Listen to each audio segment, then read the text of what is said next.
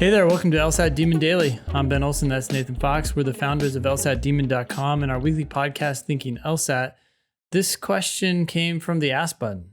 It says, for reading comprehension, do you recommend taking notes for each paragraph about the main point / purpose of each paragraph? No. Email daily at... No, just kidding. Thanks for writing in. That was great. Yeah, well, but I mean, the short answer really is no. Why not?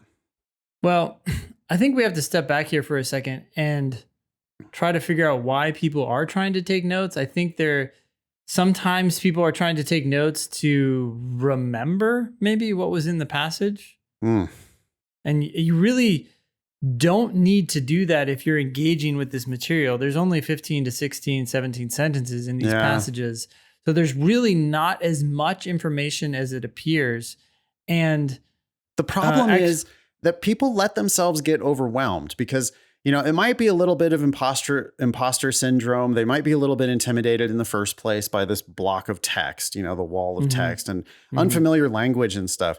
But what's really going on is they're not taking the time to unpack the first sentence or, you know, the first, it's like they win or lose the battle in the first two sentences. And if you're feeling that you need to take notes, I think it's frequently because, well, did you actually really get it though? Because, you know, the stuff that's in the first paragraph is also going to be in the second paragraph. I mean, they're going to continue on with like a story. So, you know, if I start off with like, Little Red Riding Hood set off through the forest with a picnic basket to go to grandma's house, and then we turn the page. I mean, do you really need to like okay, got it. Little Red Riding Hood. Like she's going to be in the next scene. So I think that the problem is, and I've said this a billion times, is that I think people are taking notes as an excuse for not really understanding what's there. It's like, well, here's some big words. Like here's some topics. I got that. But I didn't really like digest that sentence enough to, you know, you have to sort out like, well, what's the subject and what's the verb here? Does the author have an opinion about what's going on here? It'll be like so-and-so believes that these other people who believe X are wrong. Whoa, what? There's like multiple perspectives, right? But notes aren't going to help you. What's going to help you is you got to like actually dig in there to where you understand it so that you're feeling the story, so that you're following the story to the next paragraph. No, I agree. I think what's happening is that people need to recognize that a sentence has multiple words, especially on the LSAT, right? A sentence can have 35, 40 words in one sentence. And what you're trying to do is you're trying to work through those words and figure out the idea that the author's trying to convey. And once you get that idea, it's actually just a singular idea, or maybe it's a combination of two ideas or something like that. But it's a much more condensed form of information, right? It's like, oh, okay, I get what you're trying to say. And if you had to describe that idea to someone else, you wouldn't use the same 40 words. You'd probably actually use a lot fewer. Right. And so what's happening is if you don't understand, then you feel like, oh, I can't lose track of a lot of these words because the information's there. I just haven't pulled it out yet. Yep. But once you pull it out, it becomes a lot. And same with paragraphs. Sometimes I'm done with a paragraph and I'm like, okay, all that really said was these opponents don't like the new proposal because it's too expensive.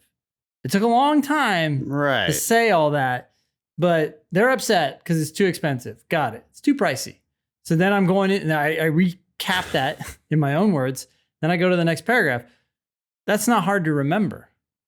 Yeah, because you actually get it. And I suppose, you know, like a counter argument might be, well, but if I write these main points and purposes for each paragraph, then that's going to help me to understand.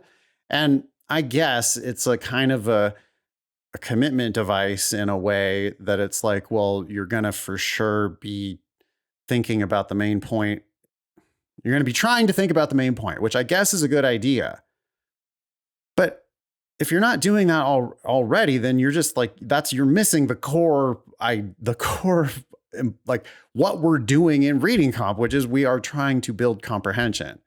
Yeah. It's a shocker to us as LSAT teachers. And I think that this will be a shocker to a lot of our listeners as well. People who never struggled with reading comp, you might be surprised to learn this, but there are a lot of LSAT learners who are kind of like, they need to be taught the lesson that there's a story there. Mm-hmm. They're trying to tell you a story.